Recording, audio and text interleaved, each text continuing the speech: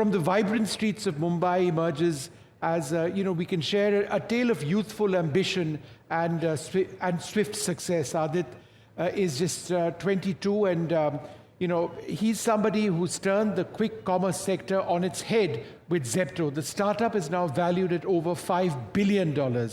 He dropped out of Stanford to chase a vision.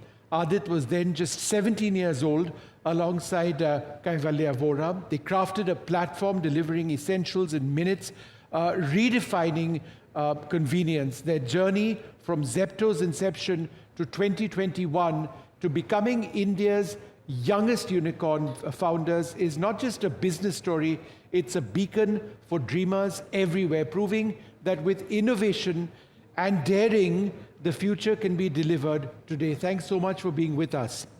Question number one. When you told your parents at the age of about 18 that you were dropping out of Stanford, did they show you the door? No, first... Yeah, it's on. Firstly, it's wonderful to be here. Thanks for that generous introduction. So, no pressure for the rest of the session. But to answer your question, I think, although it's, on the outside in, it looks like a very, sort of cliche Silicon Valley story. We dropped out of college to start a company. Actually, before we took that step, Kaivalya and I, we were basically tinkering around for about a year. And, as kids, we loved coding, right? We used to build out small projects for fun. Yeah. Growing up. But, in the middle of COVID, we didn't really have much to do. We were supposed to go to California to study. Obviously, all of us got put back into Bombay in that first wave of the pandemic. And we didn't really see the value in online education. So, we took a call to, instead of wasting a year of that experience, let's just take a year off and just tinker around and build some interesting stuff. Most of our peers at the time at Stanford had internships at Goldman Sachs or Google. We didn't really have any of that lined up. And we just took a call to start experimenting. And how did you think this up? Yeah, no, we were just, the two of us were sitting in Shehri Punjab and Andheri East. First wave of the pandemic, you couldn't get groceries delivered. The offline options were all usually shut down. The online options at the time were taking 6-7 days to deliver. And so we started with a WhatsApp group. And over the course of a year, we kept tweaking and iterating on the model, kept talking to customers, and started building out the first version of Zepto probably a year after we launched that WhatsApp group, and got to a meaningful scale, which is when we took that call to drop out, right, formally. And I think, with our parents, obviously, it was a shocking moment, right? I remember, Kaivalya's mother burst into tears and said, "What have you done to my son? Right? You've brainwashed him." But I think we had some real numbers to go back off. We were doing at that time a few $1 million in revenue and growing fast, and we had just raised, or we were about to raise a large amount of capital. So we had some substance behind what we were doing, and there was real customer love. So we could take that that call based on data and not just sort of gut feel. I know the story is a little bit more exciting if it was just like a crazy idea, but at that time we had some numbers and we had some scale, and then we took the call. So at least, our fathers were a little bit more comfortable with it when they saw the numbers. So yeah. So when you go to Kaivalya's mother now and say, "Ma'am, my valuation is $5 billion," what does she say? Go back to school? Yeah, pretty much she just says that, yes. She still says, "What a beautiful life you've given up on at college," but yeah. I'm just trying to understand, why did you pick 10 minutes as opposed to 15 minutes for delivery or 20 minutes? So, like I mentioned, we took a year just talking to customers. And, at Zepto, we're a customer company, right? That's the way that we call ourselves. And when we were speaking to customers at the time, most grocery in India is bought hyperlocally, right? Most of the people told us that, for them to really order multiple times a week, it had to be, seamless, as easy as going downstairs and picking up, fruits and vegetables or picking up day-to-day packaged foods. And we took it as more of an ambition. Can we sustainably, structurally at scale, do 10-minute delivery? We launched the first, micro warehouse or dark store in Bandra in Mumbai. And that's when we experimented with it. And we realized, after a few months of iteration, that, hey, this is actually possible and scalable. And that's when we took upon ourselves to go to the extreme lengths. Like, we didn't think there was anything more extreme than 10 minutes. And we said that let's push ourselves to actually deliver this for the customer. And like the last panelist said, right, like if you do something good, profits will follow. And that's what we've seen, right? Like, because the retention and customer love is so high, and largely because of that 10-minute delivery promise, we've been able to see some pretty incredible economics and scale in this model very quickly, which is why people are excited about quick commerce generally. But in India, when it rains, it pours. Gurgaon gets flooded in 5 minutes, Delhi in about 10, and yet you promise 10-minute deliveries. There's obviously some nuance to it, right? Like obviously if it's raining heavily, then we don't deliver nearly as fast. And when you open up the app, you see a live ETA. So you might see 6 minutes, you might see 11 minutes, you might see 14 minutes. In a flood, you might see 24 minutes, 25 minutes when it's in a heavy rain situation, or maybe we can't service it at all if it's heavily flooded. So obviously it fluctuates, but the median today is about 10.6, 10.7, like what we're live tracking towards. So yeah. We don't talk very much about gig workers, do we? And we should.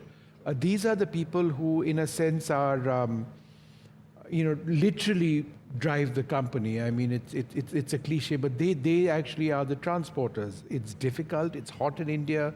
It's cold in India. The conditions are difficult. The traffic is crazy. So how important are the people, the men and the women who are gig workers, who are part of your business? No, absolutely. I mean, our philosophy is to add value to all our stakeholders, right? Customers, the workers that we have across the business, and obviously then shareholders in that order, right?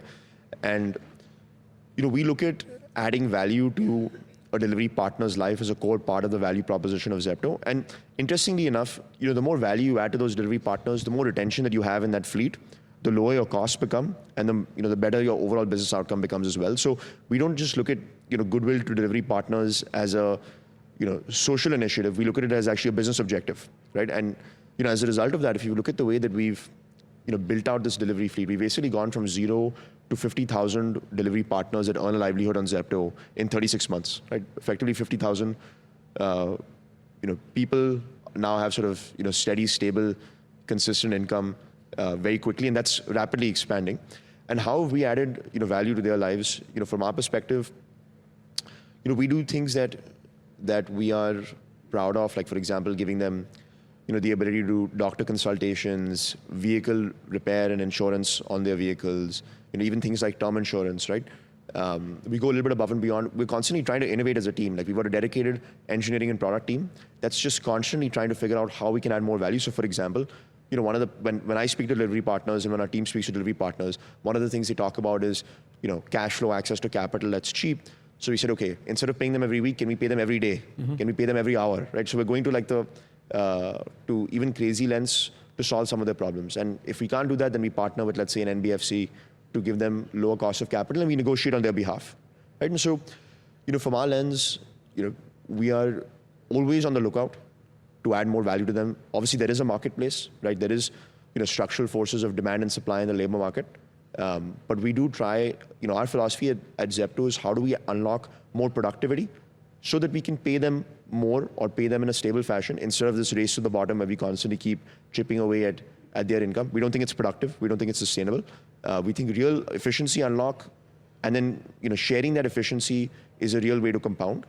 So in a nutshell, everything from, the basics from health insurance to vehicle insurance and other benefits all the way to, cash flow visibility, innovations on, how we pay them and solve for, day-to-day problems, all the way to, new things that we're trying to figure out, like, giving them pure play flexibility to work, even if they want to do, let's say, if you're an MBA student and you've got 2 hours in the afternoon, can we create a gig worker style program for you to give that MBA, an income of 8,000 rupees a month, if not a full, 20, 25,000 rupees a month, which still makes a huge difference.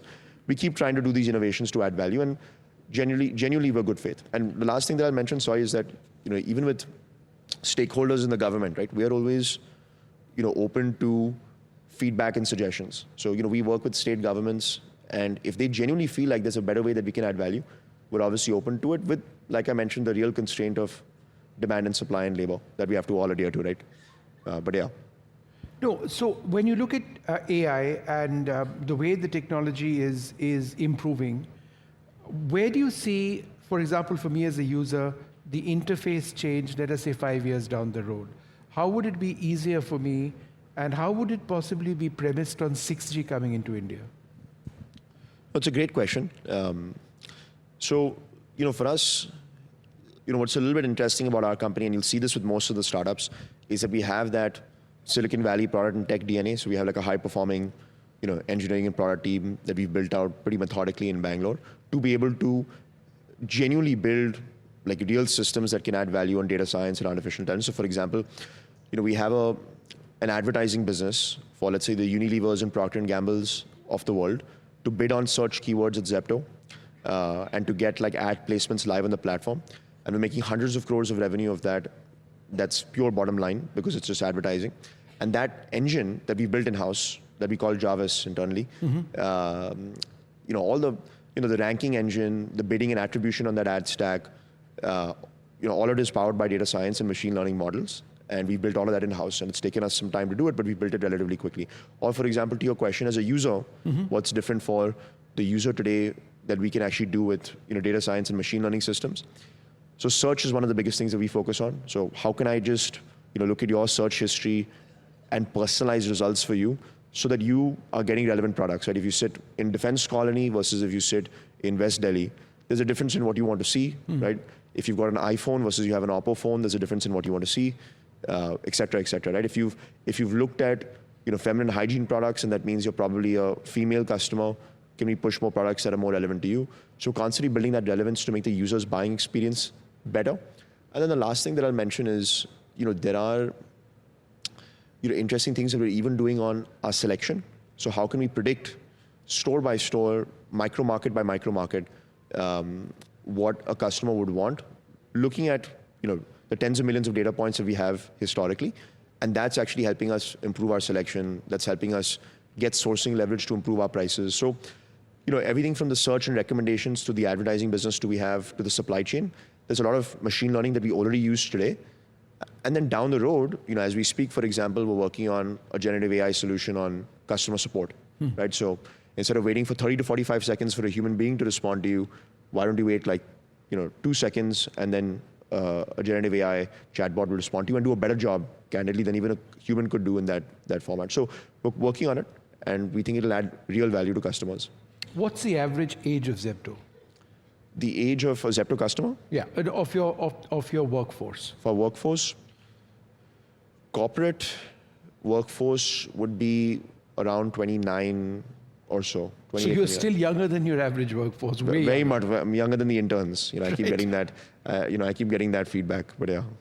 So how do people in the workplace sort of deal with you? They see you as this 22-year-old boss, who's 22 is like old for you. You started when you were much younger. How does that dynamic work?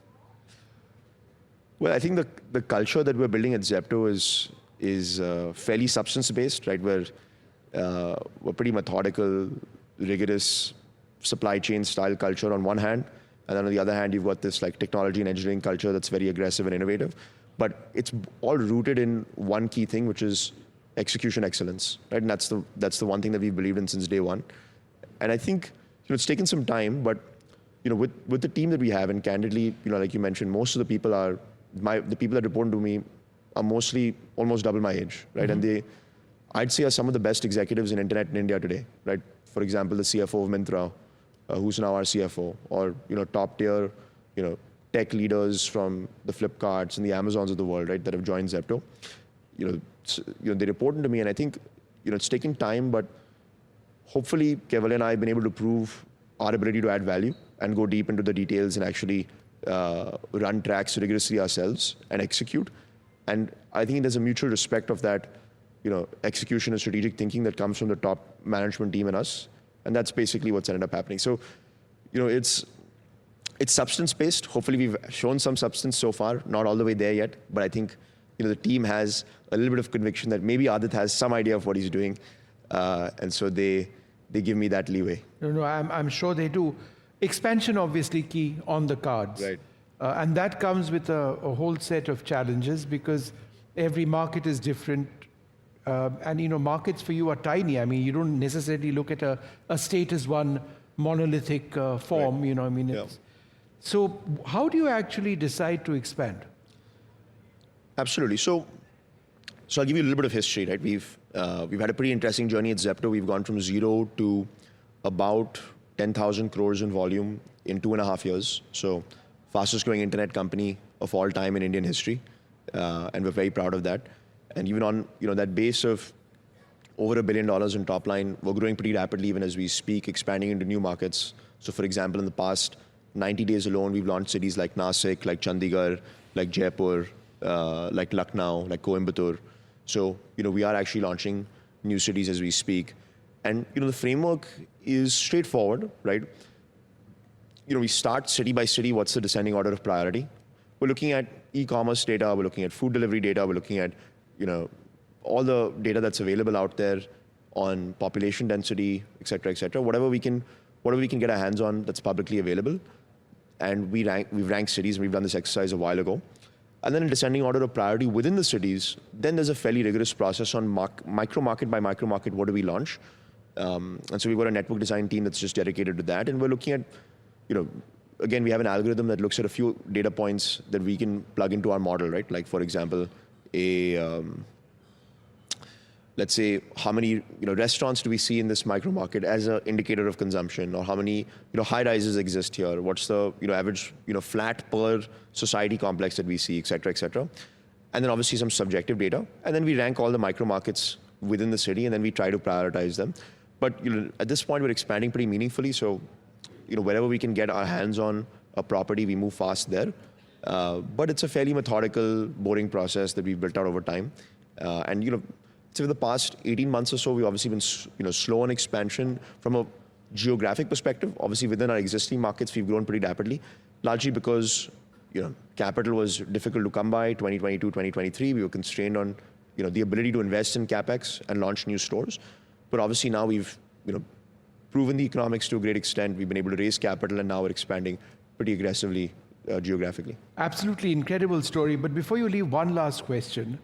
How at the age of 22 now, do you deal with the fact that you're a phenomenally wealthy human being?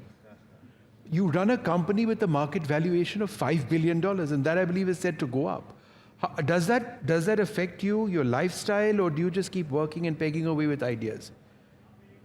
Look, not much, candidly, right? I mean, we started this company without the intent of starting a company. Both Keval and I just were really excited about building interesting things. And, we love what we're building. Like, we work like crazy. The people from my team here that know, the way that we work. But we just are genuinely so excited about what we're building. And I'll tell you what actually motivates us, right? It's not really about, money or personal wealth, because candidly, working like 80, 100 hours a week, we could have probably worked half of that with a lot less stress and still been doing fairly well, right? At a certain point, money becomes inconsequential. But what's exciting to us, and I think what's the theme of this entire summit, is that, if you look at large internet outcomes globally, in the US or in China or in, parts of Southeast Asia or in Latin America, people have really built companies that have gone in the span of a decade or a decade and a half, have gone from 0 to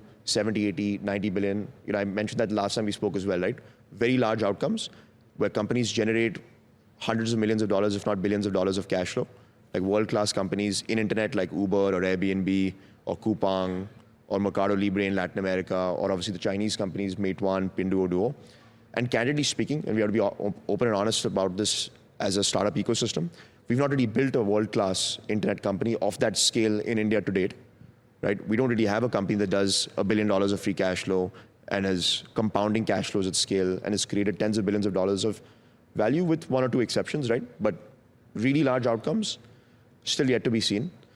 And we think we have a shot at really building out an exciting company. And if we do it, there's a huge amount of value that we'll add, not just to shareholders, capital markets, but to the startup ecosystem at large. Like if Zepto and companies like, for example, Zomato, build very large outcomes, $60, $70 billion outcomes, and are generating thousands of crores of cash and compounding, then the entire startup ecosystem, we think, will 5x, 10x from here. I mean, if you look at, candidly speaking, a city like Shanghai today has a larger startup ecosystem by market cap than the entirety of this country, right? And we don't want that to continue. We want to 10x from here, right? We don't want to grow 20% a year from here, right? And that's the excitement and promise of India. And so we think if we set the flag for that, it can be like a Flipkart moment all over again. So that's basically what really keeps us excited and working the way that we're working. So that's you were 19 when Zepto became a unicorn, right? Something like that, right? Something like that. Well, I'd like to thank you very much for being with us. Aadit Palicha is the youngest unicorn founder in the country, and that remains the case, not just when he was 19. Zepto has a market valuation of $5 billion, and that's something that's likely to rise. It just goes to show the spirit of the courage and the conviction that he had in his ideas, and to chase a 10-minute model, which most of us would say is impossible. And look at where he is as a young person, deciding to take this by dropping out of college, and that also Stanford. But it is absolutely incredible to have you over here today, and thank you so much, and all the very best for the future. My pleasure. Thank you so much. Very kind of you. Thank you.